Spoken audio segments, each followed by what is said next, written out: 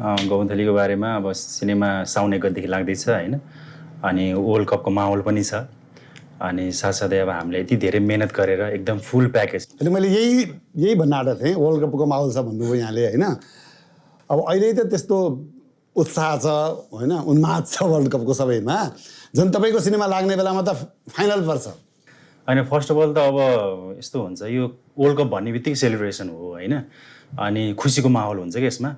अनि हाम्रो सिनेमा ठ्याक्क लाग्ने क्रममा चाहिँ सेमी फाइनल चाहिँ कम्प्लिट भइसकेको हुन्छ होइन। यसको लगभग 16 तारिकमा चाहिँ हजुरको सेमी फाइनल छ, अनि हाम्रो लाग्ने 17मा हो, त्यो पनि 15 को राति भनौँ न।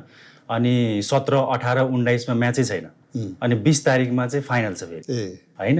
अब त्यो हिसाबले गर्दाखेरि 3 दिनमा सिनेमाले पिकअप लियो भने चलिहाल्छ भन्ने विश्वास होइन। अब हामी चाहिँ कन्फिडेन्ट के कुरामा छ भने सिनेमा राम्रो बनाएको छौँ होइन, अनि त्यसमा चाहिँ अब हाम्रो कर्तव्य भनेको अडियन्सलाई चाहिँ हाम्रो फिल्मको बारेमा थाहा पाउनु होइन। त्यसको लागि अब हजुरसँग हामी यसरी हामी इन्टरभ्यू दिन